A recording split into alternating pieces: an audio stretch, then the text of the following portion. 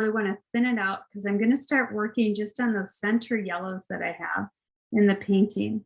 So a really thin transparent wash, where I kind of talk about pigments, like I'm using 25% pigment and 75% water, right? We're always working light to dark or most transparent into darker areas.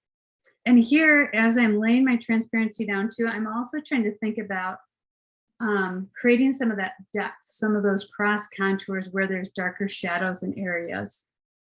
And so going in with my round number 8, I believe is what I'm using.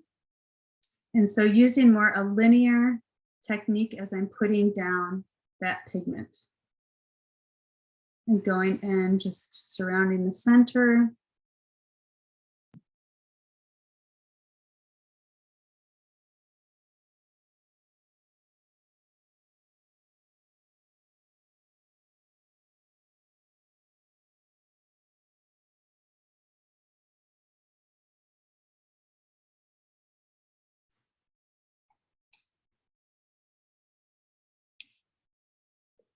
And see how I always think about maximizing the use of my paintbrush, right? So I know when we buy these paintbrush kits, you get like 10 or 12 paintbrushes. I really think you only need like 3 good paintbrushes in your set, like a nice flat, 1 or 2 round brushes with different sizes and a detail brush, and a mop brush if you like to really pull and do blossoming in your watercolor. I'm just not a big believer in you need, 20 different brushes to paint. I'm always in the mindset of less is more, but that's my personal take on things. So here I'm just looking, just highlighting in those light yellow areas. So when I'm looking at my photograph, I'm really trying to see where their yellow is laying below the red surface of those petals, or where is there like a nice orange glow coming up. And so where there's high points in some areas is where I'm going in and adding some yellow.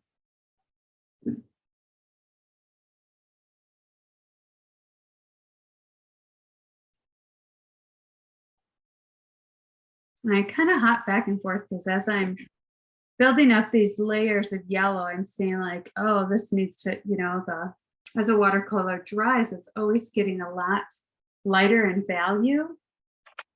And so it's gonna, right, then you kind of see like, oh, this needs to be darker. I need more vibrancy in this area.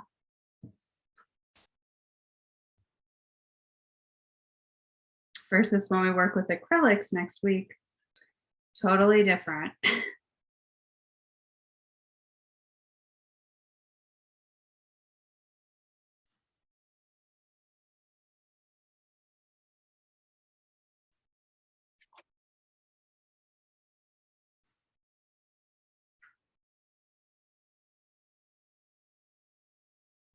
So again, some of these petals are folding over on themselves where they're getting more sunlight hitting them. So I want to accentuate those areas in the painting or in the photograph.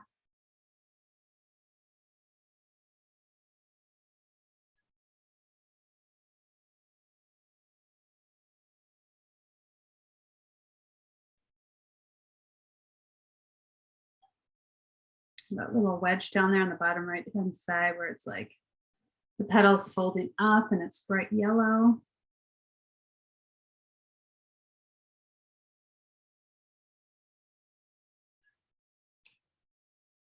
Right, so I'm going to pause for a second because I have a feeling a lot of you are, whoops, can you pause it? Let's pause you.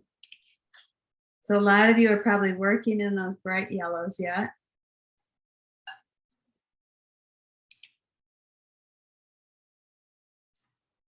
So we'll slow down for a little bit here.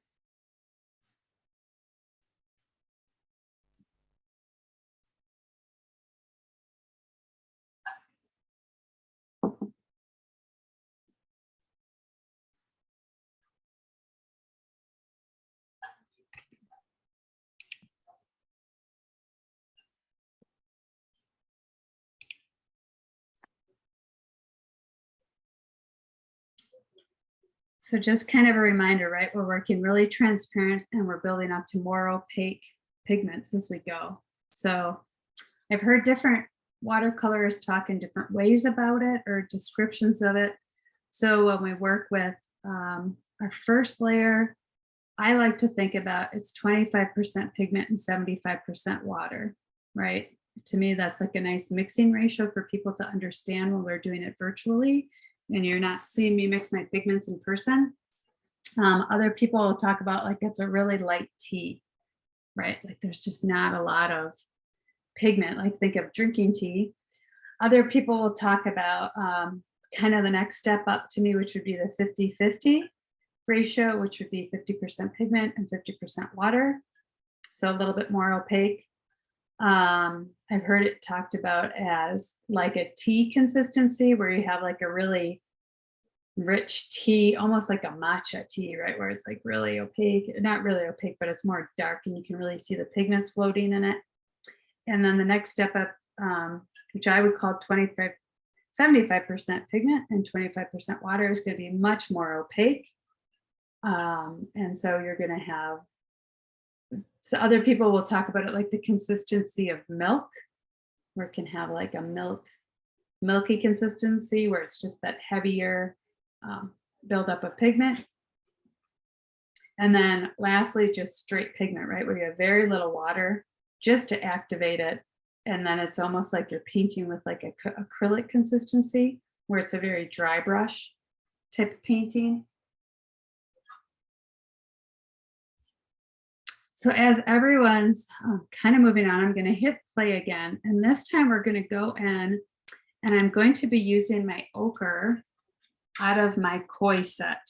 And so you see, I mix it here again, about 25% water into 75% water, 25% pigment. And I'm kind of a watercolorist where I like to get my colors messy. I know some people like really your color is separate. I'm like, let's just keep mixing, adding, and building color in because I like that richness of how colors mix together. So here I'm just going in with ochre right on top of the yellow, mixing in some of my cadmium yellow from before, so it's lightening it a little bit.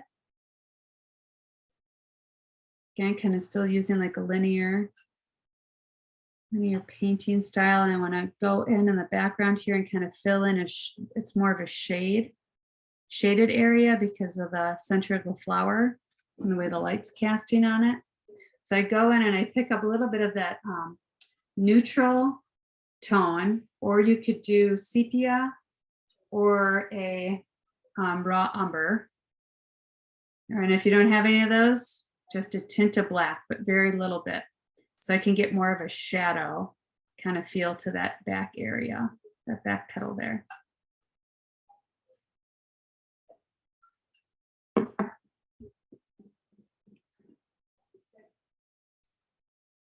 then I'm kind of going in and just packing pigment in towards that center.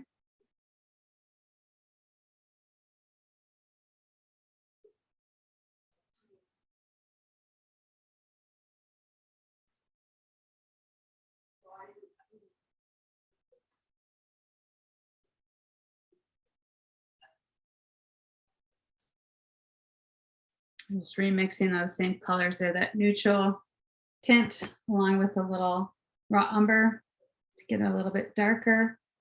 So in this technique, I'm really working wet on wet. So the surface of the paper is moist and wet from me putting my cadmium yellows down.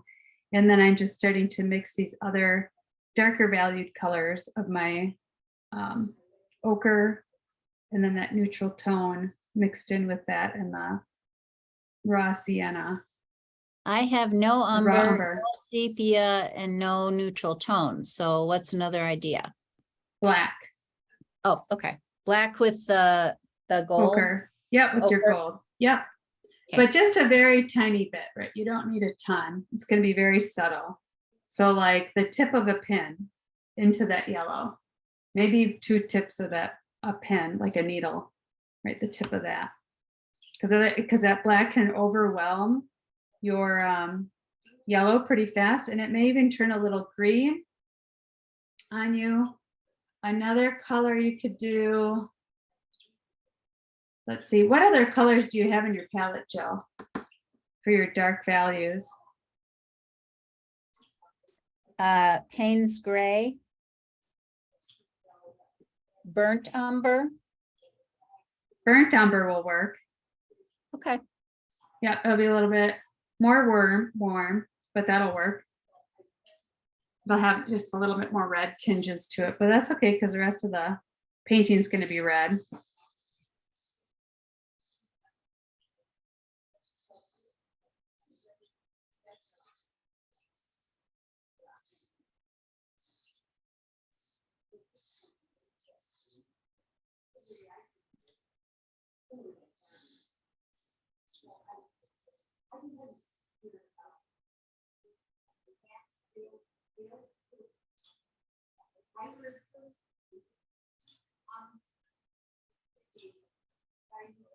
So I'm going back in after I put all my darker tones down. I'm just going back in a little bit with my straight up cadmium yellow and just putting in some of those brighter pops in little areas.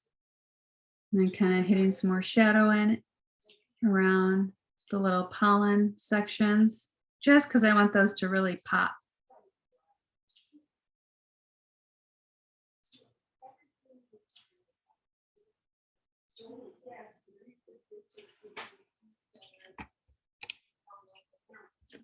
I'm just going to pause there for a second before I start going in with my next color.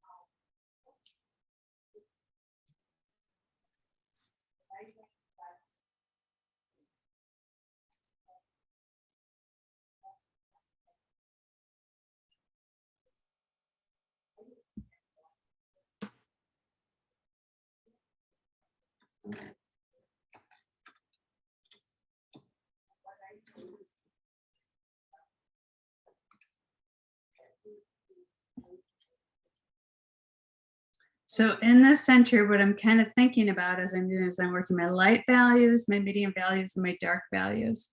Now, let's see what I'm going to do. I think I go in with my what's that color? Quercedrone, deep gold. And I'm going to just put in some orange areas. So again, this would be a place that you could go in. And I'm working the little pollen areas. They have a little bit brown or gold area. So I'm just hitting those up. You could do like make a cadmium red and yellow kind of mixture and just make a really deep orange. And then I'm adding a little bit of my neutral tint, or you could add your raw umber or sepia or a little black in the base there, just to get some of that shadow area. Because you'll see in the photograph that the pollen little areas are pretty dark in value. They're almost like a dark brown, but I want to get a little bit of that glow of the lighter color coming through that.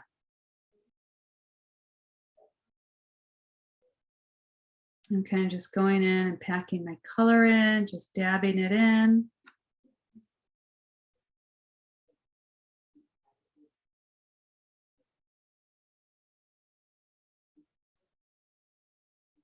Okay, I'm gonna stop for a minute so everyone can catch up a little bit. So now we're doing a lot.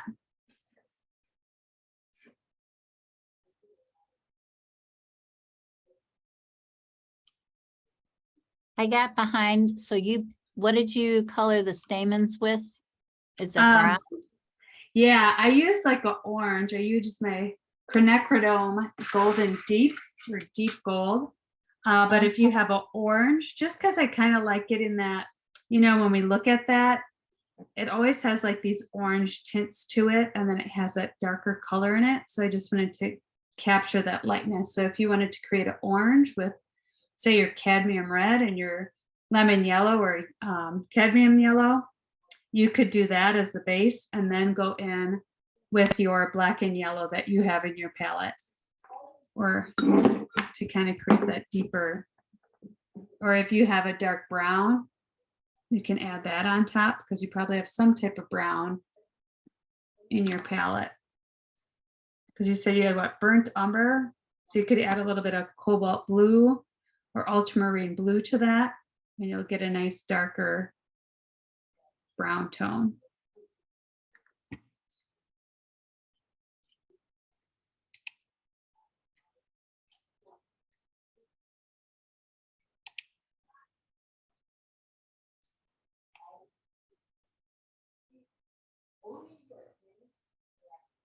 All right, the next step that I'm going to go in is I'm going to start putting my nice reds in those petals. So laying that first transparent kind of base layer of red throughout all my petals. And so I'm showing you the paintbrushes that I'm using. So I'm using a number 10.5 inch. So a 10 round and then a 1/2 inch,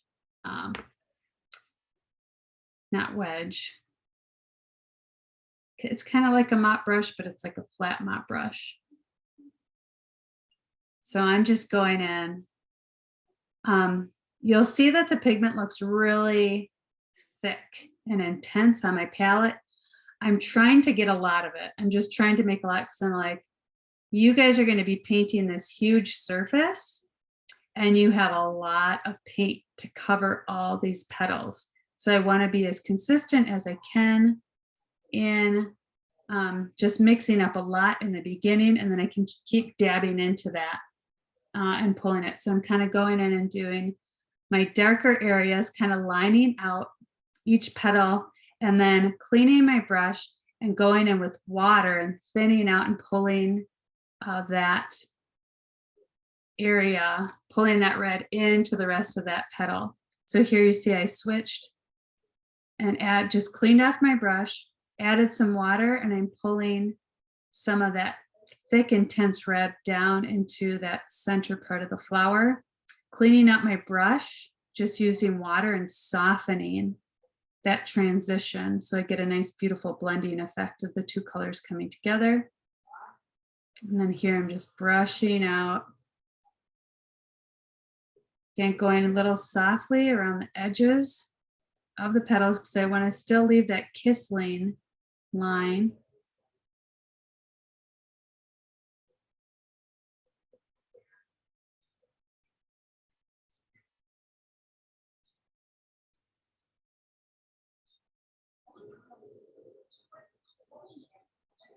Adding a little more water. Go around here, brushing that out nice. Going to add a little bit of my rose mat into this, and I'm pulling in a little violet.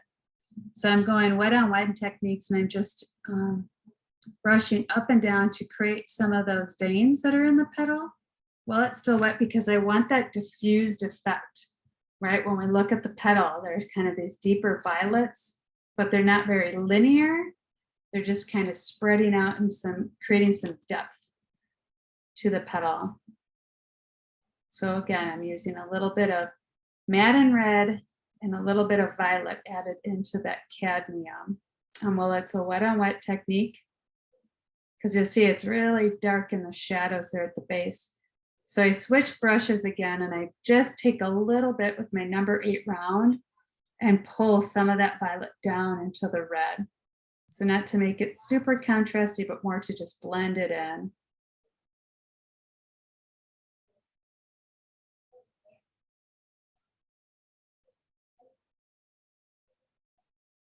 And kind of just packing that violet down into the shadow areas. And then cleaning off my brush with just water and softening those edges so they're not these harsh purple crisp lines. Now I'm going in and picking up a little bit of my cadmium red and a little bit of my cadmium yellow to kind of get a little orange. And I'm mixing a little quinacridone with a little bit of the cad red. So I kind of have two different orange gold mixtures that I'm pulling out because I believe this petal has a little bit of orange in it.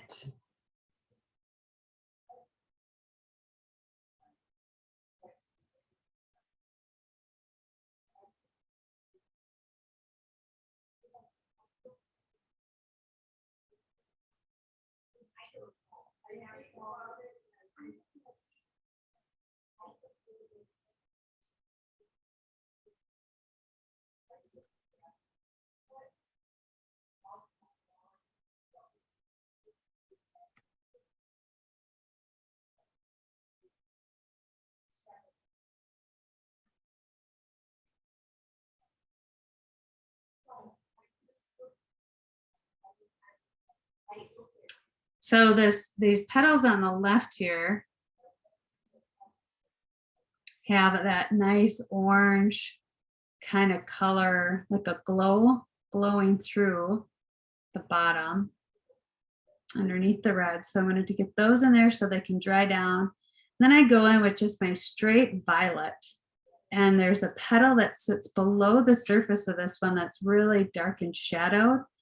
So I'm just going to go in and put that dark in there so I can get my nice contrast. And you'll see I'm getting some different blooms that are happening because I broke my Kissling edge, which I'm kind of okay with because I know I'm going to come in and do some other reds right on top of that. So here I'm wanting to blend my color where I have that yellow and the cadmium red kind of mixing together, still watching my Kissling edge.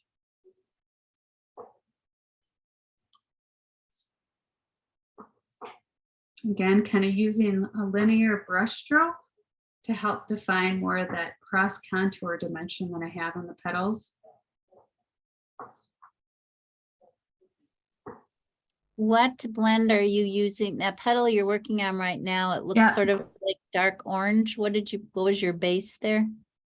So my base for that one, I was using quinacridone deep gold, which you can use like your cadmium and cadmium yellow and cadmium red mixture together, or a yellow, lemon yellow. So that's my base. And then I'm coming in and I'm doing just a little bit of the cadmium, straight cadmium red on top of that. And so what you're seeing here in this last area where it's a lot lighter is I'm actually pulling pigment back.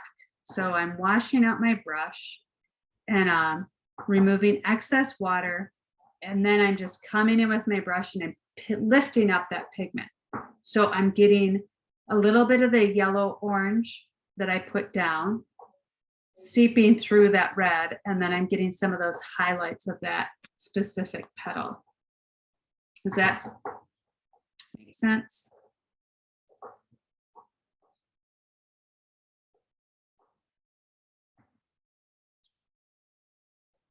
I'm wanting to go to my flower here.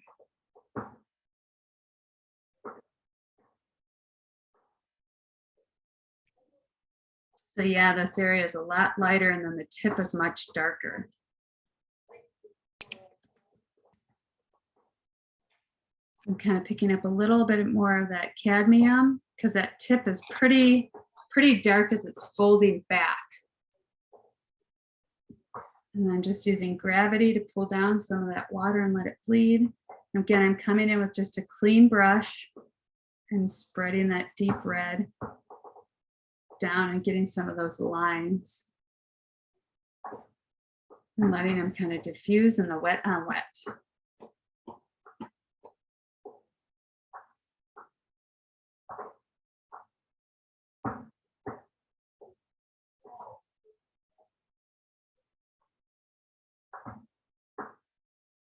And packing a little bit more red at the tip there.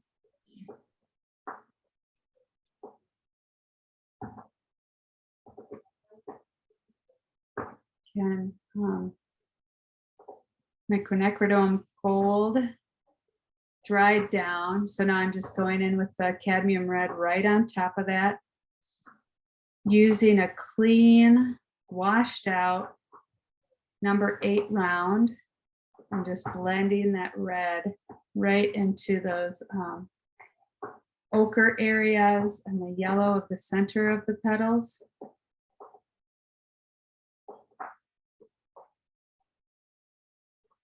I'm just coming in with my straight cadmium red with my number 8 and starting to accentuate the center, which is a lot darker. So I'm packing in a little bit more pigment into there.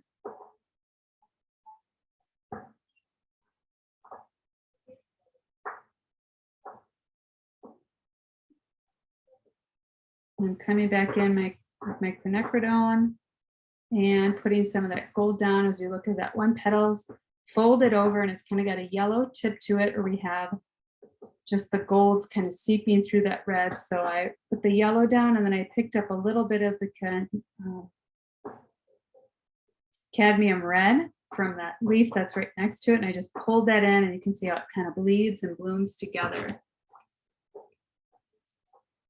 I'm coming in with my violet mixture and Madden Rose.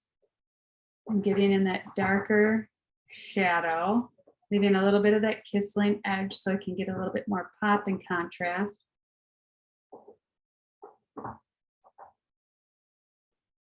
And just going in straight with violet now. I'm not even using Madden Red because I really want there to be a dark contrast in that shadowed petal that sits down below the surface.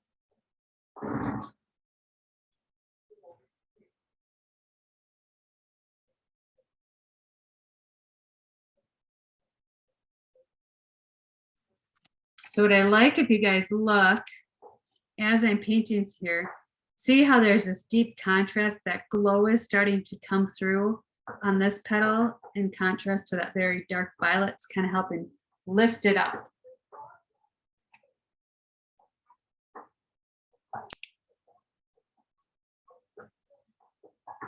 And I kind of like sometimes when I get these little blooms, like I have this one here where that dark violet's bleeding in.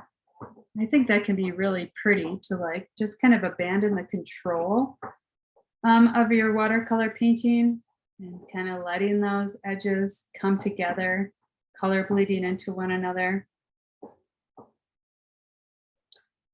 So now here you can see towards the base of the flower, I'm just going in straight with my little, I can see I have a little rose madden in there and some violet, and just filling in my darker areas is what I'm looking at. So where do I have deeper, darker shadows coming in? And so you'd see too in my drawing that I did take some artistic initiative and I removed kind of the whole bottom portion of that photograph. And I just emphasized the curling over petals towards the bottom here. You have this petal curling over, right? This one curls over, and then this one is kind of coming straight up and folding over itself.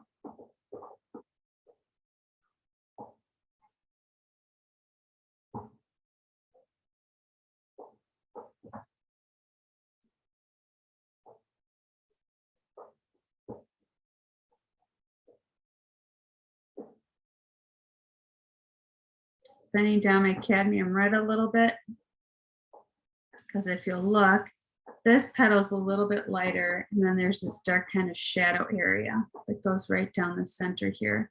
So I'm just using more of a milk kind of consistency of my pigment, where it's a lot more opaque, or not opaque, but there's just more pigment to water ratio.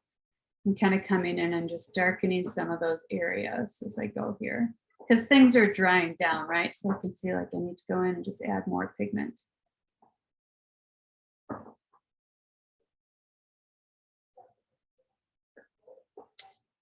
So maybe I just want to pause it for a second here. So I switched brushes again. So right now I'm working with a number 8 round and a number 10 round. And so I'm using one as my clean brush, where I'm constantly dipping it in the water, using clean water to clean it out. And then I'm using paper towel to absorb a lot of the excess water to blend in where I painted in like these more linear shapes with the cadmium red. So I have one brush, my number 10, which is putting the pigment down on the paper. And then I'm using my 8 round to clean and blend and pull back pigment. So I'm kind of using a two-handed painting technique or two brush painting technique.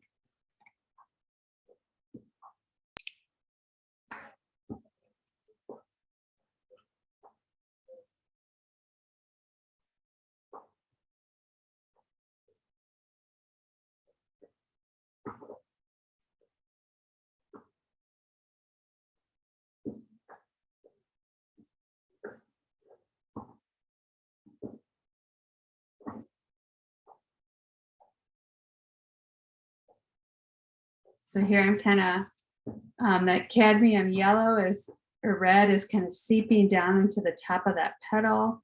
So I'm just cleaning out my number 8 brush with water, removing excess water from it. And then I was just pulling back and lifting out some of the color. Because as things are drying and moving and shifting in the water, I'm always kind of going back and looking at what's happening above what I just painted. Where is it settling? Where is it drying? And then correcting it and manipulating it to what I'm visually seeing in the photograph, or what I'm trying to communicate, where I want my darks versus my lights. So now on this petal, I'm just trying to pack in some of that darker cadmium red. Not darker, I should say, just a more like 50-50 ratio. And I'm picking up a little rose madden in there where it is darker. I'm just kind of dabbing that in. Just trying to get it darker, darker, darker. And letting that, just kind of letting those two colors bleed together where it's really watery. And then I'm going to move on to the next petal, adding a little bit of that rose madden. And violet. And again, I have a dark shadow area on the bottom left there. So I'm going to just go darker right away in there for that whole petal.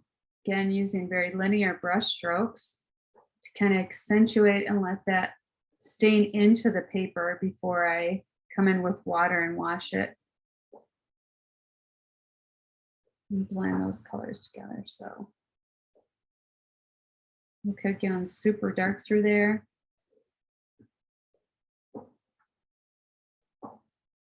And I think what's different about this flower this week compared to last week is last week we blended, right? We were using water to really soften and blend that transition where the center of the flowers, where it's like usually lighter or different color to the outside of the petal. It was a really soft transition last week in the flower. This week, it's really, those colors are really crisp and harsh against one another. That light and yellow don't really blend together. They're laying next to each other in this flower. So a little bit different technique.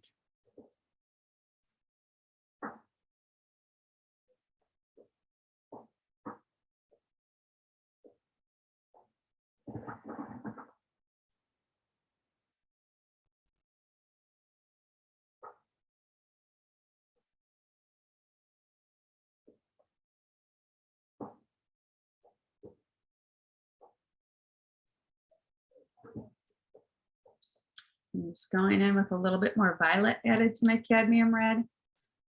And just get a little bit darker.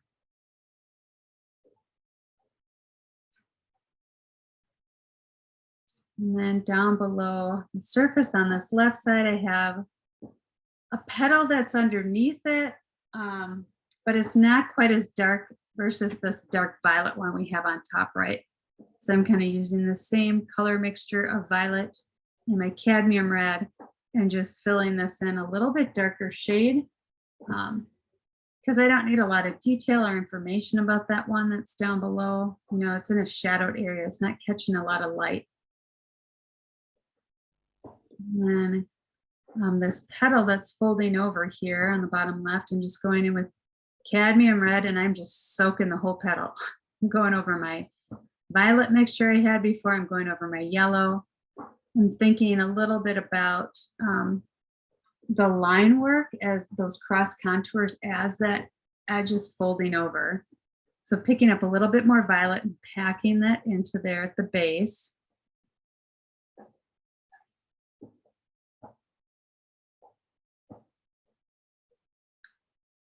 Picking up some more cadmium red. And I'm gonna kind of abandon that petal for a second and let it just blend and let the pigment do the work, right? Let the cadmium red and that violet bleed together so it makes a really nice soft edge. And then this petal that's folding over, I'm being a lot more conscious about my white areas because you'll see there's kind of some highlights and dark shadows of how it's very complex, right? It's what we would call like in woodworking a compound angle where it's folding over this way, but also folding over this way. So a lot of different things are happening and it's happening multiple times. So I want to leave my edge a little bit white right now and let that pigment just kind of stain in to those areas. Mary Jane, did you have a question? I do. Sure, we'll pause it for a second for everybody to catch up. Here. Oh, I didn't realize I was all unmuted the whole time. Sorry. That's okay.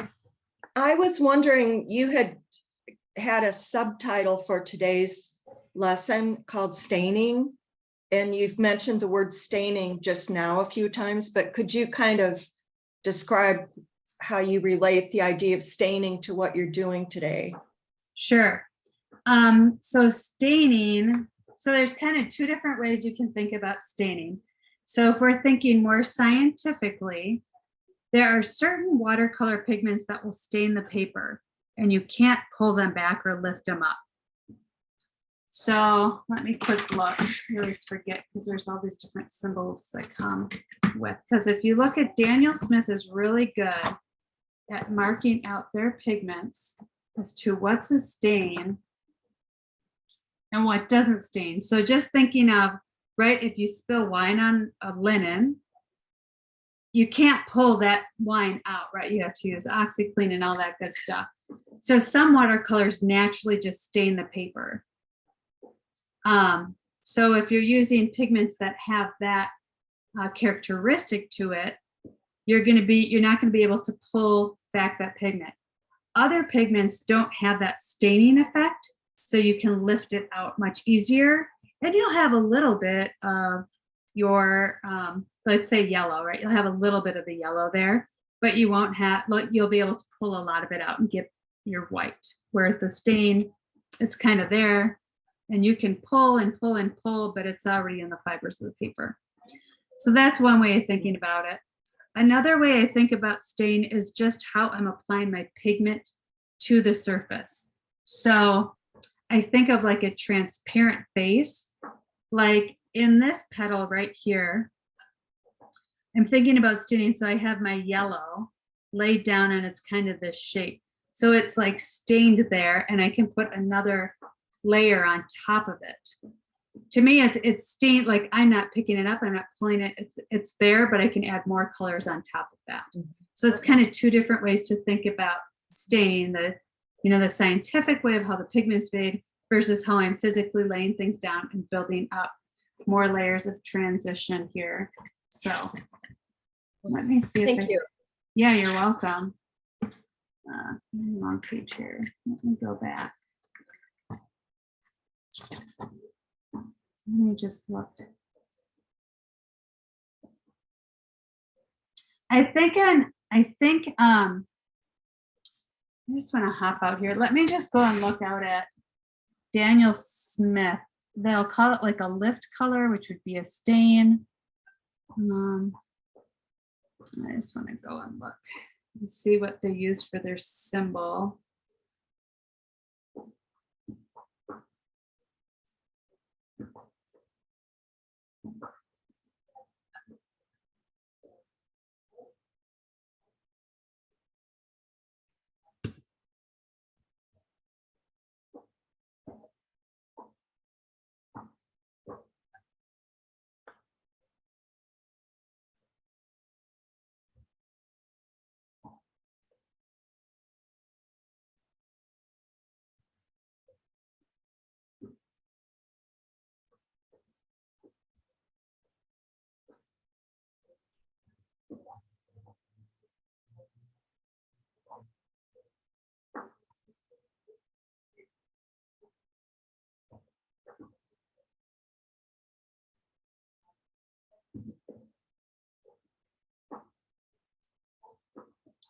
And you know what? That might be something that I have to go to my chart at home and look at.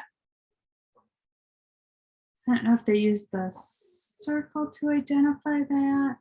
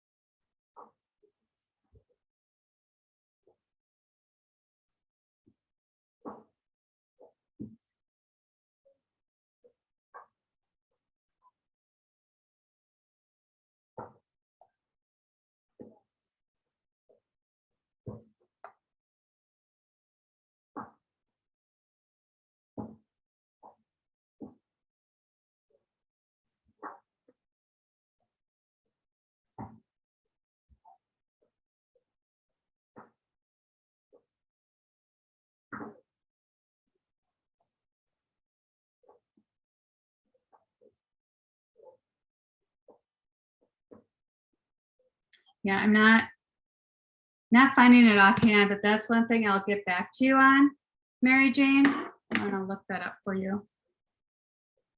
Because that's good to know, and I just don't remember right now. So we'll go over that next week. I'll write that down. Just go over. All right, or I'll post it in our Google Classroom when I get home. All right, let's move forward. So again, just darkening areas. I'm going in with our violet and a rose madden. It's a really dark shadow area. So even here, I got a little blending there. Going in and dipping it in the water and just kind of softening that edge a little bit.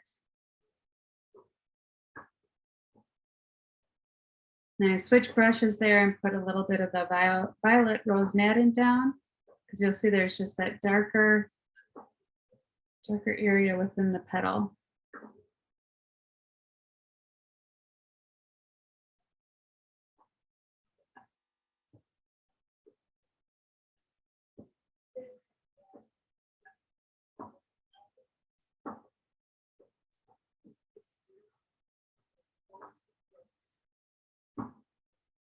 Getting a little bit more violet in there.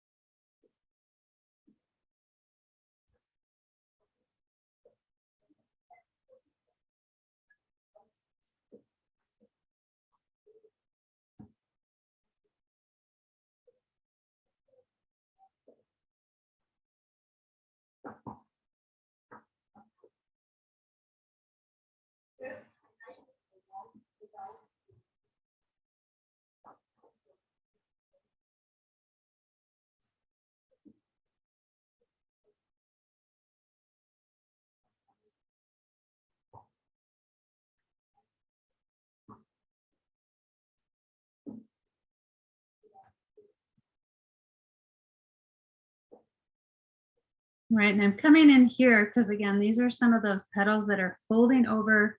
They're closer to us. They're catching a lot more light from the surface. And so I'm using a more of a transparency mixture again. So going back to my 25% pigment, 75% water, adding a little bit more cadmium red just to get that more intense bright red versus the violets that I kind of have mixed in there. And avoiding my violet.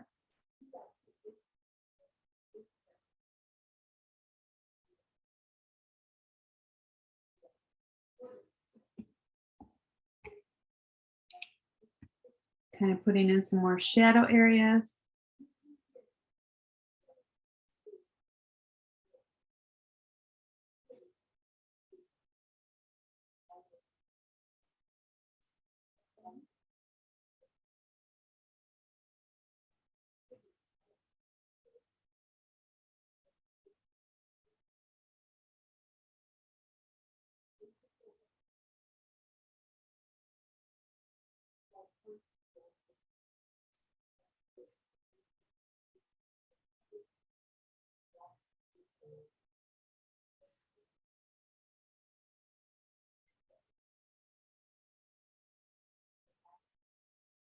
Okay, so I'm going in again, wet on wet technique.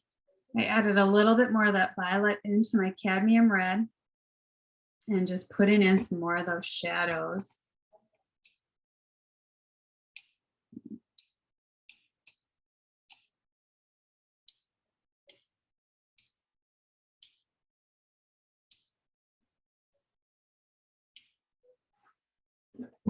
And so letting the pigment just bleed into each other. Just kind of bringing in my shadows all at once here.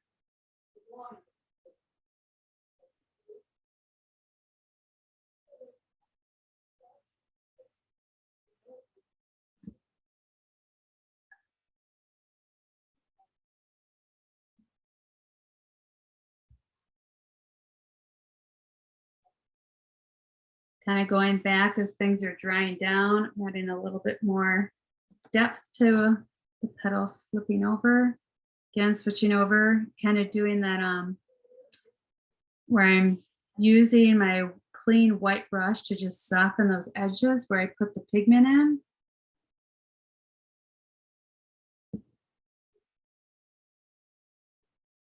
Picking up some violet again to make those deeper shadows. Some more straight cadmium red.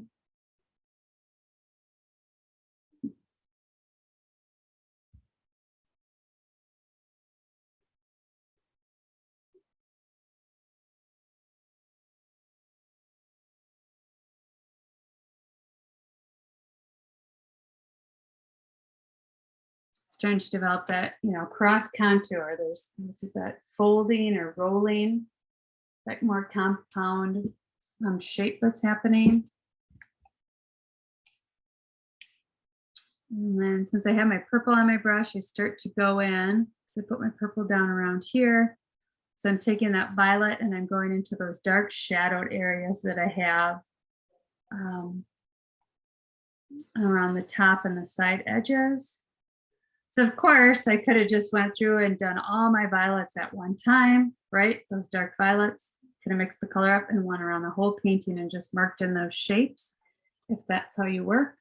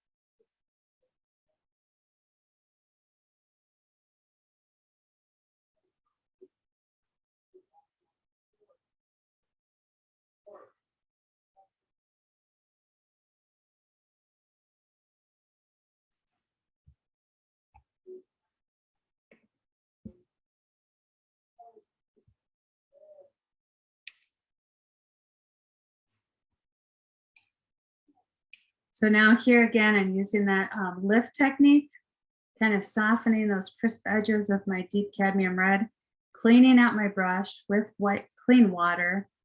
And I was pulling back or lifting out the excess pigment so I can get some of that yellow pulling up. Let's see what I'm evaluating here.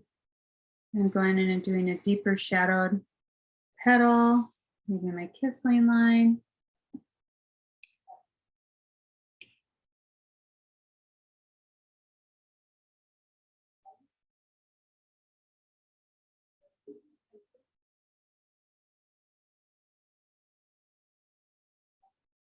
So one problem I have as just drawing painting is I'm left-handed. So a lot of times my hand goes over the top of the wet surface. So if I wasn't recording a class, and this is something you can do that'll be helpful, is I actually would pick up my whole paper and I'd rotate it So my hand isn't falling over the top, but for the sake of a class, so you guys can see where I'm at and I don't discombobulate you, my hands kind of, I'm really picking up pigment on my hand underneath there. So I'm trying to like hover over the top. And so I'm not having as much control as I would like. Of course, I could always take a dowel with like 2 edges and put it over the top so I could rest my hand on that if I wanted to. But I'm just going along with what I have. So if it's really more convenient for you to physically pick up your canvas or your paper and move it around, as long as you can still understand what you're seeing. If you're referencing a photograph, flip the whole photograph when you're flipping your whole painting around as well, so you can stay visually see what's happening, because that can be really, really nice to be able to just move your canvas around when you're painting. It's so nice to do. Actually, I really love doing that.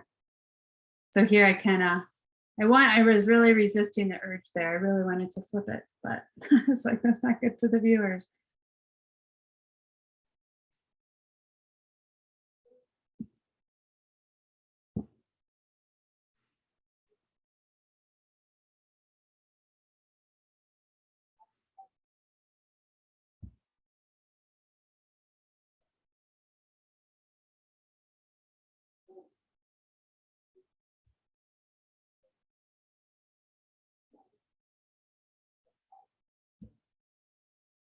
Let's see.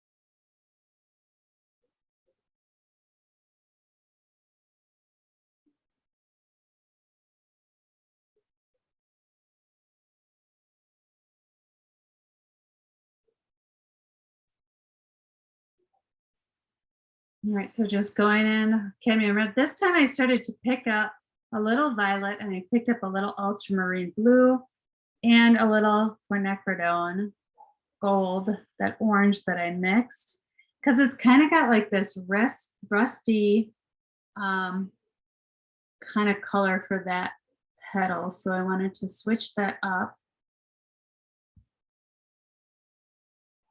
and make it a little bit more rust color. And so I'm kind of picking up some of that rust and pulling that into those other leaves on the right hand side.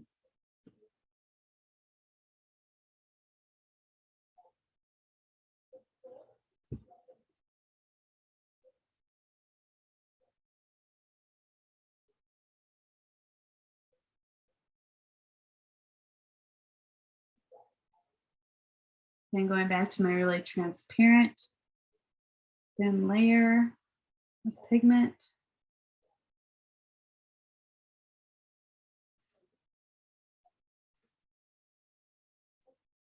Bonnie, are these your photographs we've been painting from?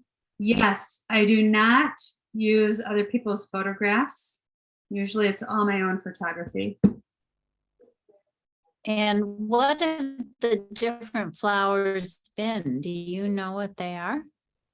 Nope. Are they in your yard or were you visiting gardens? So this would have been these pictures that we've used so far would have been from my was it 2 years ago? Trying to think if I did a flower garden class last year. I think these specific flowers that we've been working from are from the UW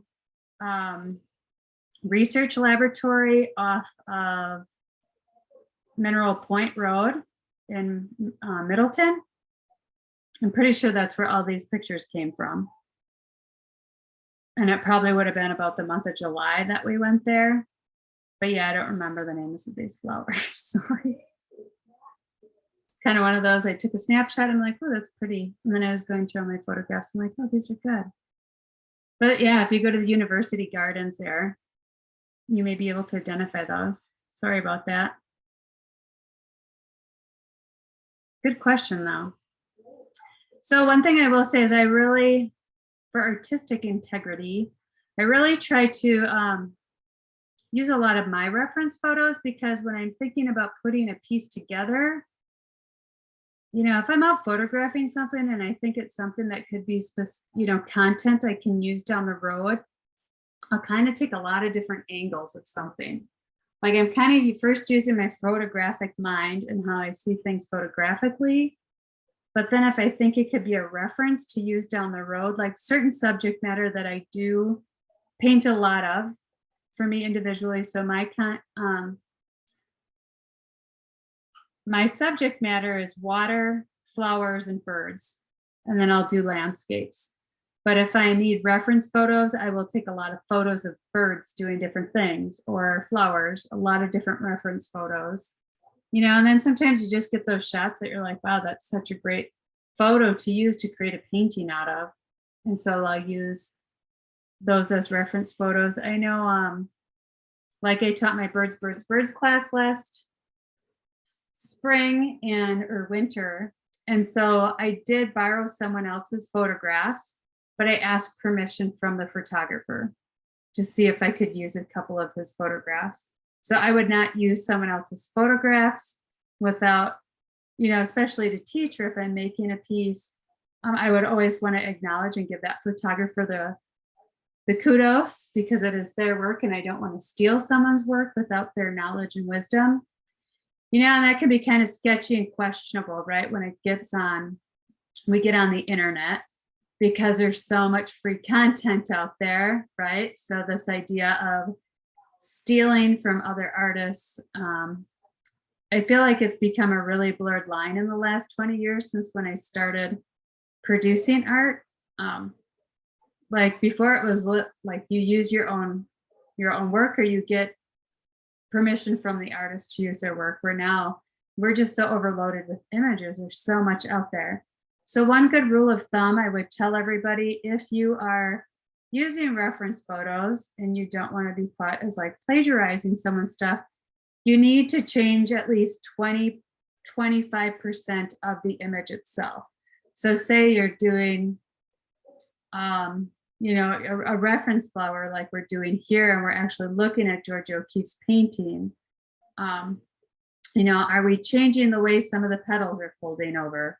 Are we changing the coloration of things to make it ours? And, so it's like this weird line of, it's my reference photo, but because I have my own unique artistic style, a lot of, that looking plagiarized goes away, because all of us really have unique styles. And the way we make marks is so different. So we could be referencing a photo, but just in the way we make our marks and lay our color down can really change it. So I think from going to a photograph to like a painting or a drawing, that can really change. That can kind of change, but it is something I think it's important as artists to be conscious of, because how would you like it if you put content out there and someone's stealing it and then making money off your original ideas, right? Kind of sucks. So just something to be conscious about. So if you are, posting something on social media and you're using a photographer's or some image you found somewhere, there's a name listed. I say it's not going to hurt for you to give a shout out to the person who took the picture, or if you can get in contact with them to see if it's okay. Which brings up another thing. So I think also there's, the masters, there's that idea of academically, there's a lot of school systems that you are very much encouraged to go and replicate the masters to understand how they created. So that's for educational purposes. So it's a little bit different, right? So it is this very weird fuzzy line that we dance with. But I think too, if you're going in to a museum and you're replicating the masters, you really are there to observe how do they make their marks, how do they see light and dark, and and you're not going to really understand those things unless you're kind of picking them apart and really trying to understand how artists work. So one artist that I really love her work and I'll go and spend time with some of her pieces in the collections at the Chasen, is Judy Pfaff did this phenomenal collection called Cherry Blossoms and Dogwood, I think it is. And I love her work. I love how she layers paper. And so I wanted to just go and sit and study. How is she layering things? How is she just has a very different creative way of burning paper to make what she makes in that series. And so I had to go and study, not that I replicated her work, but I just wanted to study how did she do things? How is she layering things? How is she using mark making in her work? So I think those things are important to do. They're nice, but yeah, there's just different ways. It's like, why are we replicating stuff? Yeah. So that was kind of like a really long version that I had to talk out with you guys. I hope you appreciate it or not, but yeah. So wow, I'm like almost done with this painting now here. I painted a lot in the time that I was talking there. So putting in some of those violet reds, I'm using a lot of the same techniques that I used in the beginning of the painting. So wet on wet, using light transparency, coming in with more cadmium red, and then adding violet to it and letting it just bleed out. The yellows are dried in that one area here. So I'm going in with my number 8 round for some reason. We'll see what I'm going to do. I think I'm going in to darken this just because I have a lot of these like fire flame petals here. But here I wanted it to be really crisp, that yellow to red. And so I didn't want to have that wet on wet. So I did want the yellow to dry down before I put my red in the area. So I'm going in to do the center of the painting here. So I'm using my pale green from my koi set. And I'm trying to really pack pigment into really sectioned areas. So I'm thinking more about shape as I'm doing this. Where do I see the greens? Where do I see the whites? I'm adding a little bit of cerulean blue. I have mixed in there, or you could use a light blue, or if you have like a pewter blue, because it's so subtle, the blues that are in that center of the flower here. And the blues also acting as a little bit of a shadow area. So I have my greens, and then I kind of have these shadow areas. So there I'm trying to pack that pigment up and get it to sit. So I get some shadow and depth.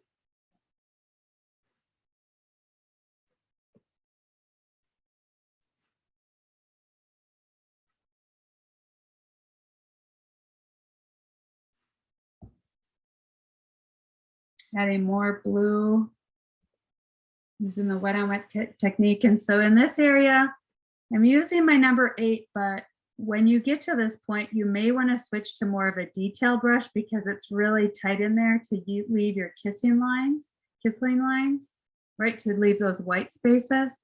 So another, like a number 8 or 10 could maybe be too big for some of you to get into that area depending on your drawing.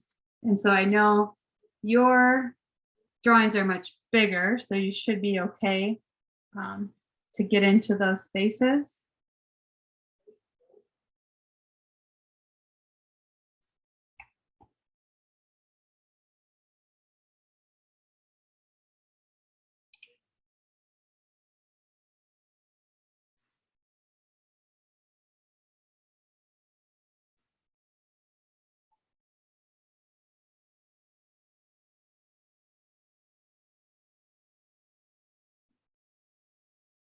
So a lot of my painting is dried down at this point, everything to the left.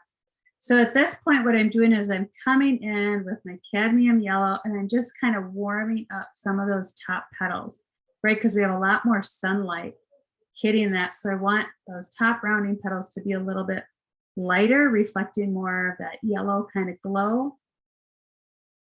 It's kind of coming in, and I think it just makes it super vibrant. So I'm coming in with my yellow on top of the red. A little bit warmer. I think I'm right there. I got my quinacridone yellow or deep gold.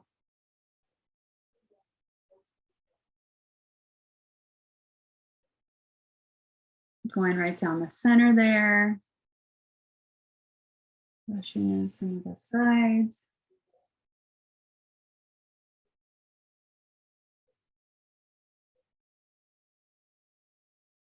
Having some sunlight hit the tippy top there.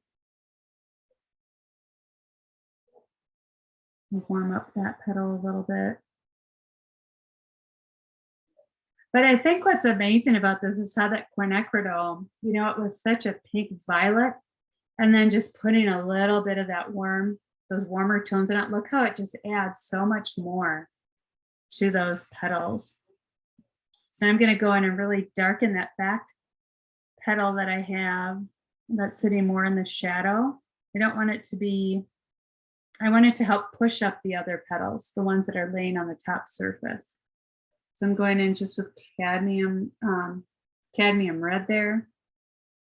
Medium pigment mixture, so about 50-50 water to pigment ratio.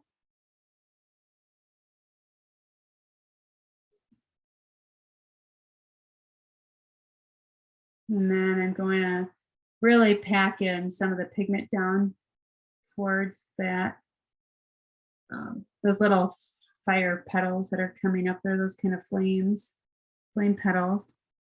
That's because I wanted to push it, right? The darker I put behind these lighter areas, the more they're going to pop them out.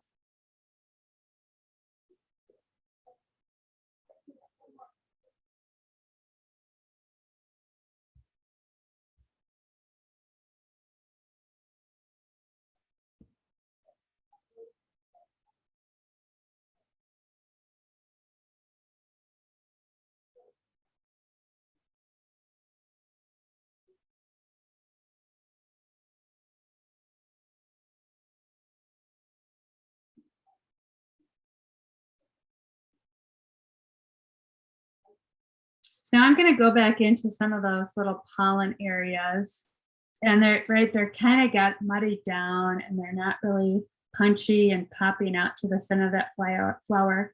So I'm going in with a little bit, you could go in with your black or your raw umber, your sepia. I think I did a mixture of raw umber and neutral tint, but look at how going in there just pops that out, like boom, all of a sudden those are there. So that is the entire video for that painting. I think once this dried down in the back too, I went in and put a little bit more darker reds in there, but so that is the final piece there. Of course, once it's dried down, you can go in and add, like Ray likes to use watercolor pencils or colored pencils, your white gel pens. Some of you might want to pull out some white acrylic or wash to pull out some of those other colors or add line work to it. I'm kind of fine with whatever you want to do. I will say this painting was really fast. Is that all right if I stop this? Is anyone still watching?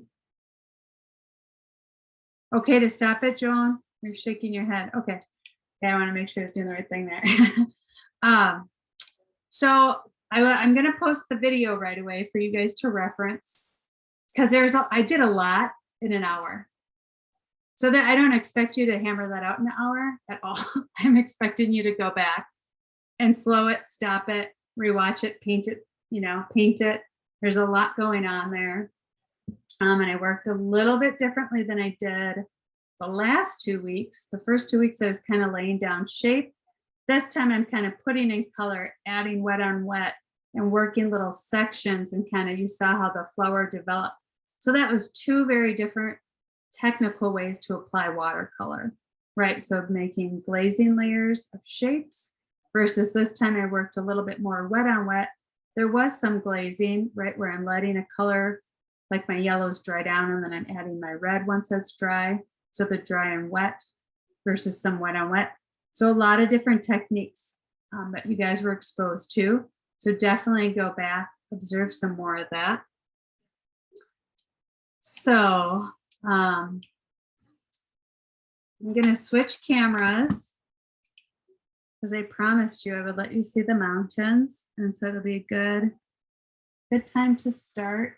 Let's get this other camera rolling here.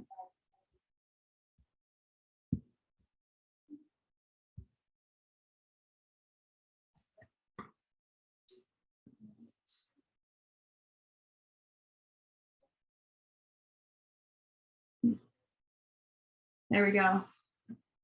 Let's see. And that guy. You guys can't see that, can you? Huh, I can't get my video to start.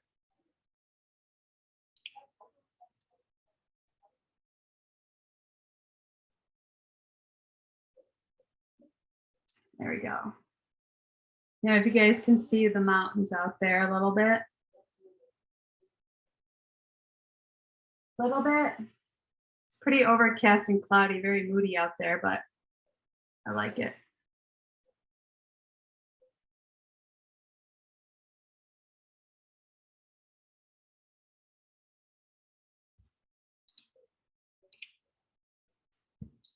Okay, let's get rid of you. All right, so let's see, we have about 15 minutes left of our class. So I want to just reach out and see how everybody's doing. If there's any things you have questions on as you were painting, this is a great time to ask those. Any questions about next week? I'll go over that a little bit because we're switching gears next week into acrylic painting. So I'm just going to open the floor. If you have a question about today's class, shout it out. Jill. So it's been helpful for me to adjust my thinking about how the class is going to go. Because when I took birds with you last winter, which was fabulous. Shout out. I'd like birds round 2, just saying. Like I was able to keep up better and just did some finishing. And then so this, once I adjusted and I'm like, yeah, I'm just going to put a few washes down and then rewatch the video. So it was much calmer for me today because I was like, okay, I'm just doing this one petal and then it looks terrible, but I'm going to go watch the video and then it's not done. So that was really just for me, my mind changing my mindset. It was much more pleasant than feeling like I was what? I can't keep up. I don't own any acrylics. Should I buy acrylics or can I use gouache or could I use watercolor? Or you really think I should get some acrylics? You know me, if you want to learn acrylic paint, it's going to work very different. So if you want to do the investment and say, you know, I might want to paint acrylics, then I would say yes, go out and buy Liquid X 24 count paint. It's like 25 bucks, 32 bucks. You can buy like it's a container and it has like 24 colors in it. So that's what I would suggest. In a pan or tubes or it's in tubes. It's in tubes. Yep. And then if you're going to paint that way, you're going to want to pick up canvases too. Oh, canvases and panels. So that's the material that I do suggest. And then to pick up some nice acrylic brushes, not that you have to go top end, but I only have listed 3 paint brushes that you need. So I think it's a flat, a filbert, and a detail brush. So for 15 bucks, you probably can pick up 3 nice brushes, 15 to 20. And then your pigments will be about 32, and then canvases. I'd say if you aren't sure about it and you don't want to invest a lot, go to Goodwill. They have paintings there that you just sit and paint over the top with gouache, and you have pretty cheap canvases to work off of. So that is like my steal and deal trick. Or you can pick up panels for super cheap, and then you get like I don't know, 5 or 8 of them in a pack for like $15, and you can use a coupon at Michael's or Hobby Lobby. Even I've noticed Target carries some really good paint supplies, or where else did I just see? And I was like, wow, they have paint supplies here. Tuesday morning, but I don't think you guys have Tuesday morning in Madison anymore. Yeah, but it was like they have like canvases you can buy here. That's crazy. So those are some things you can do for the acrylic. If you don't want to do that investment, gouache is going to work good too, because gouache is opaque, so you'll be able to build layers similar to what we're doing, and then you can keep using your watercolor brushes because they're going to be nice and soft, because they'll take to that pigment a little bit better. Where they make those brushes out there that you can do acrylic, you can do watercolor, and you can do oil painting all in one brush. Yeah, you can, but each of these pigments will destroy your brush. So you don't, like, if you have watercolor brushes, keep them watercolor brushes. If you have acrylic paint brushes, keep them acrylic paint brushes. And I say that because the fibers can be very different. Like if you spend, so I think I just bought my most expensive watercolor brush, and it was like $40 for a brush. But it's like, that is like a sacred brush that I will paint nothing but watercolor with, right? Like it will never touch another pigment, because like acrylics can actually deteriorate your fibers of your natural brushes. So if you're using like squirrel hair or sable hair brushes, which are horsehair, that can totally just destroy your brushes. So I know you guys are new and beginners, but if you think you're really going to get into it, I would kind of spend a little bit more. You can get some really nice brushes for $8 to $12, $15 a brush, right? You don't have to spend $40 a brush. That's like when you get serious about it, and then you'll see a big difference in your brushes too. Like, wow, I can't do that with my cheaper brushes. So how's that for an answer, Jill? I'll leave it up to you. It's very helpful. No, it's very Okay. helpful. And just about like other hobbies I've pursued, I would maybe, okay, like I'm a bird watcher. So I got a decent, but not real expensive pair of binoculars, because, I don't want to invest the money. But Mhm. then when I invested the money and actually got some quality binoculars, it was a whole different thing. So it's sort of hard to make that leap to something more expensive, but actually really better. Mhm. So I don't Right. have a $40 brush, but I have some cheap brushes, and then they leave little bristles stuck in my paint, and I have to pull them out. Yeah. So if you like watercolor, Neptune is a really nice brush that's fairly reasonably priced. It's what I've been using a lot of, and I like them. But I'm also getting to a point where I want to invest in better quality brushes. So yeah, so that's good. Mary Jane, you have a question. And then Well, I'll how get did you Janet. know?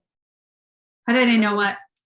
This is more of a personal question on vacation, and I'll miss the last 2 classes, but I'd like to, have access to the videos for a while.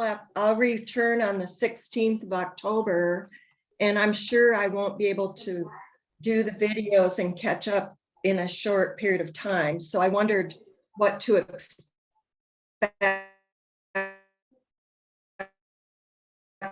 from you as far as access to the videos after the class is finished.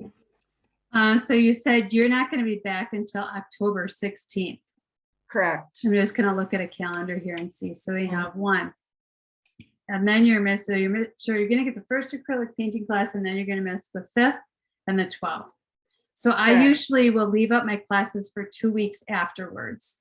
So I won't be pulling the classes down until November 2nd, if that helps you. So everyone can still go into Google Classroom and watch all the videos. Everything's still posted for you. So 2 weeks, that should be pretty good, that you can go through and watch those. So that should be okay. That sounds good. Thank you. Yeah, you're welcome. That was a good question. Janet, your next question. I'm just not familiar with the stretched canvas, and I was wondering, would it be better to buy that online, or where would you go for that? So I think stretch canvases is one of those things you can go to any hobby store and pick one up. So the difference between the canvases, because I have it listed to buy panel canvases and then buy one big stretch canvas. So the panel canvases will be like a hard board, and you usually can buy them in a pack of like 5. So it'll be a 9x12, but it's like a hard, stiff board. So that's the panel canvas. And then a stretch canvas, you're actually going to see the board, the wood around it. So there's like a wooden frame. And then what they do is they take the canvas and they actually tightly pull it on, staple it onto the back of the frame. And so there's different presentation wise, a stretch canvas is much more beautiful than a panel canvas, right? So we see a lot of panel canvases are going to be a lot less inexpensive. But I see a lot of artists when they're doing plein air painting using panel canvases because they're small. They don't, you're not going to scratch them and like rip the canvas open. So for movability, they're really great, and they're less expensive. A stretch canvas, you're going to get a lot larger sizes, a lot more variation in sizes because the wood frame can be different. So I think just in the last 2 years, I've noticed they've started making a lot of landscape canvases that I've never seen before, like 11x15. Or what are some different shapes that I've seen out there, like a 6x18 canvas, stretch canvas, but you couldn't find that in a panel. So that's the difference. Visually too, how things are mounted, like a lot of high-end professional artists will go with a thicker width of their stretch canvas. So you'll get like a 1/2 inch would be like kind of the standard. And they're going to be thin in profile if you look at the side of them. And then you'll see there's like 1 inch. A lot of professional artists will go 1 inch to 2 inch. Because, I wouldn't say 2 inch. Some, if you're doing a really big canvas, they'll do a 10 inch, but that's like, we're talking feet by feet, like a 6 foot by 12 foot painting. Then they maybe do a 2 inch profile. But 1 inch profile, you'll see a lot of artists using that. Because it looks more professional, more grandiose. But things you have to think about too is when you get into framing your paintings professionally, things begin to cost a lot more when you put frames on things. So if you're doing a 1 inch panel that you're painting on and you're framing it, your frame's going to be like 5 times more expensive than if you're just using a panel board. Does that make sense? Because I can pick up a standard frame, slap it on top of my panel canvas, boom, done, ready to hang. I go to a bigger size and I have to custom make a frame. That just tripled in expense for my frame because it's a special frame. So that's kind of probably a lot more than you wanted to know, but those are just things to think about as you guys are purchasing stuff. Does that answer your question, Janet, or anything else I gotta? Yep, that's good. Okay, good. Oh, and I think I said too, for your stretch canvas, you want it to be a like pre-treated or prepped canvas where it's already gessoed. It's just easier. That's one less thing you have to do. So, all right. Good questions. Other questions? Ginger, I'll let you unmute yourself there. And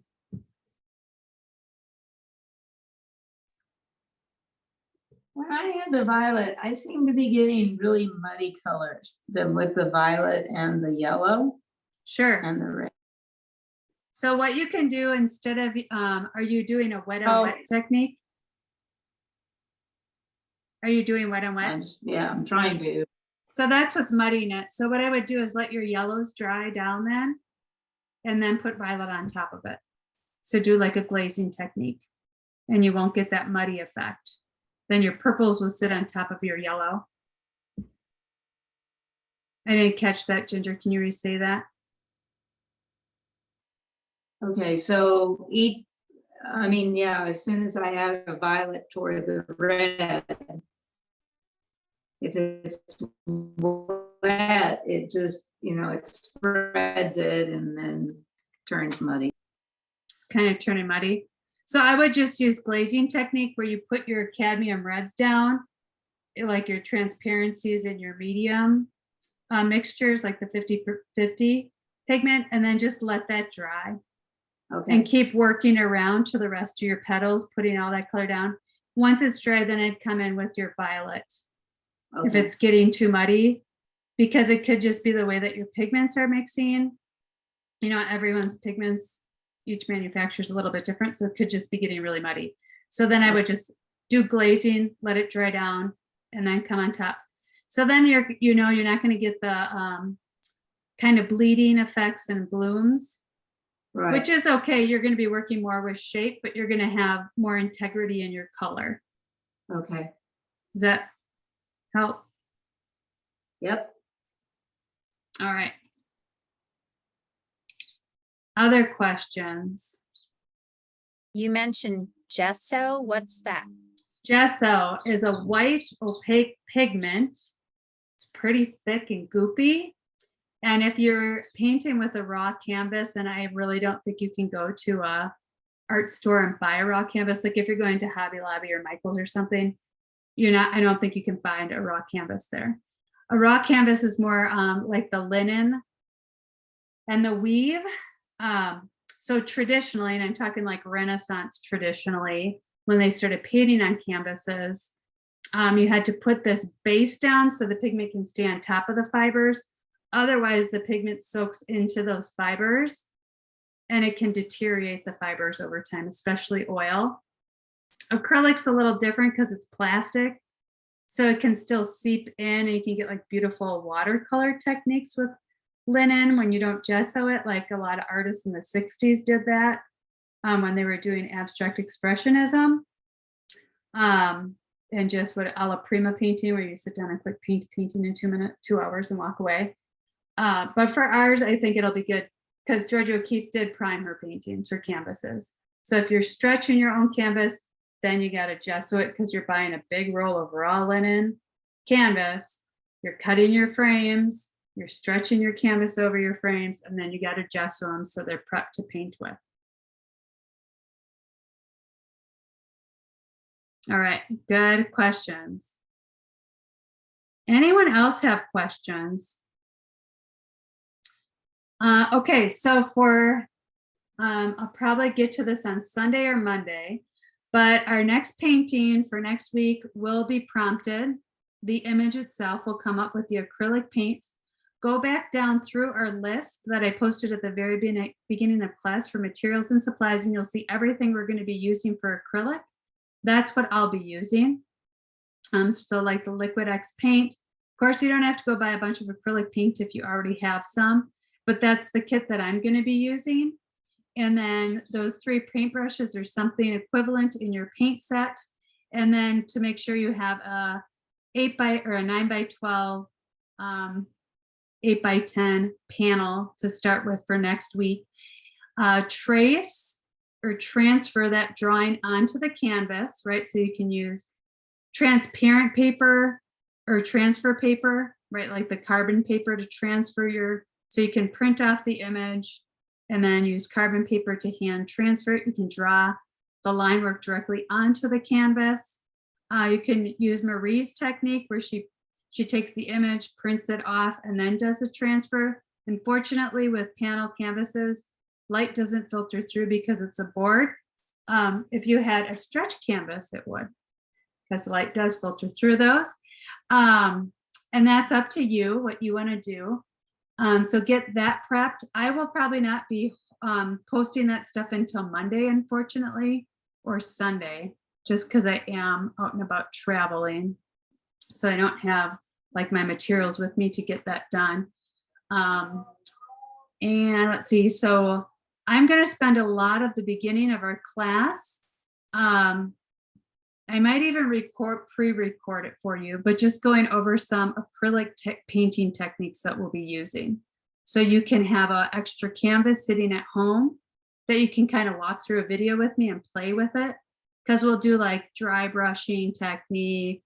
We'll be adding water and pulling pigment off, building up layers, kind of like glazing, different glazing techniques. I'm not going to be using any additional mediums in our paint because acrylics, you can add all these different mediums to the acrylic paint, like gel mediums and transparent mediums for glazing, sand. We're not going to do any of that stuff. It's just going to be basic acrylic painting, and we're using water. So pretty simple is what we'll be doing for next week. And then I'll be going over, we'll be looking more at some of Georgia O'Keeffe's paintings, some of her big flower paintings, and start to really dissect how is she painting these things? What are her techniques and her color palette that she's using? And then we're going to try to adapt to some of that. However, we will be painting from not her paintings, but my own photographs, but using her style and technique again. And going over a little bit more history and what got her into painting those flowers. And I'm excited because we even get to paint a skull. I got some photographs of a skull coming down the pipeline for you guys in a week. So I see smiles on your face because there's some, right? She painted skulls. So we got to put some skulls and flowers together. So a little more artistic freedom in that. Yeah, everyone got really excited. Now I feel like I have to go and quick find more skulls to photograph while I'm here. Get some cow skulls. So is your plan another flower and then a skull? Are we doing 2 more or 3 more? So we're going to do a flower next week, and then we're going to do, I kind of combined it because it was a lot. So we're going to work on our skull one week and our flower, but it's going to be on the really big stretch canvas. So I kind of took 2 classes and we're compiling it into one canvas because painting the skull is one lesson and then painting your flower is another lesson. Does that make sense? So there's a third painting that's a skull and a flower, or you're going to do That's 3 going to be the 3, those will be the last 2 classes will be the skull and the flower, and which will be a really big piece. I see. Yeah. Okay. Yeah. So we'll gain confidence with our flower next week. Ray, you look exhausted. We just see her and she's like, oh. This big painting is really hard. It's really big. You should be tired. It's a very physically demanding painting. Yes. So take a break and walk away after class and come back later. It's really hard to mix in color together. It's a big area. Mhm. I don't know. I want to cry. No, then you got to take a break and come back later, which is good because class is over. So Well, you can. I often feel like crying and ripping the things out and throwing them away. So it always, whenever I'm at that stage, I just say, it's not done yet. It's not done yet. It's not done yet. And then sometimes it's done and I still feel that way. And so then I throw it away. But lots of times I feel better. It's like, okay, got past that wall. There's an online video of Georgia O'Keeffe, and she's she's kind of going through, you know, a lot of her paintings and throwing them away. So, you know, if she can do it, then Right? Yeah. Thanks for sharing. So some things that I like about that, because I feel the same way that you just expressed, Jill, what you're feeling right now, Ray. I will paint and paint and paint. And at the end of the year, I sit and I look through everything. I photograph everything so I can document that I painted it. But what it does is, to me, is not deemed as the best of the year. I burn. It's so therapeutic. I love it. It's like one of my favorite parts of the year is to sit and burn those paintings or those drawings. But I documented it, like I've done it, but I don't need to hold on to it and like transport it from place to place. No one's gonna ever buy it. But I learned something, you know, and that's another thing I do is I'll be like, what did I learn in this painting that is to be honored, and say, oh, this was good. And if I wouldn't have made this painting, I wouldn't have learned that. Or this is how I mix this color. Oh, I discovered that new color and I like how it complements this other one, right? So as I'm going through, it's like a very methodical process, but it feels really good to sit. And if you want to rip them up, cut them up, that works too. And then you just put them in a burn pile and they go. There's a lot of artists who do that. And I don't, I mean, it works for me, right? It works for me. So one thing I want to comment to Jill and Ray, like, right, you're exhausted too, Jill, or Ray, you guys have been painting for 2.5 hours. It's exhausting. It's okay to take breaks, walk away. When you hit those frustrating points, it's like when you go to the gym and you're working out and you pull up a weight and it hurts really bad, but you have a goal, right? Like, I want to do 20 crunches. That's my goal. But today I did 2. Right? But I really want to do 20 because my mind's saying I should do 20, but my physical body can't do it yet. So those frustration points are like, you're building muscle, you're building wisdom in some way. So that's good. So recognize that that's what's happening in those frustration moments. And then it's like, oh, I'm learning something. I got something new. This is good, right? So that's my 2 cents to you. All right, well, I will say bon voyage. I will see you back in Wisconsin next week. Enjoy the rest of your week. Post these paintings. Post the, I want to see like progress photos too, if you want to document that week of this is where I'm at after class. This is where I was 2 days after or 3 days after, and this is the finished piece. So let's see some of those this week. Yes, Ginger, you're going to do it with joy. Not this one. Yes, you are. It'll be The good. next one. Well, post these too, though, because there's going to be something to be learned, and then you can have the joy of burning it. Right? Okay. All right, everybody. Have a great rest of your week. Thanks for joining me. You Take too, care. Bonnie. Bye-bye.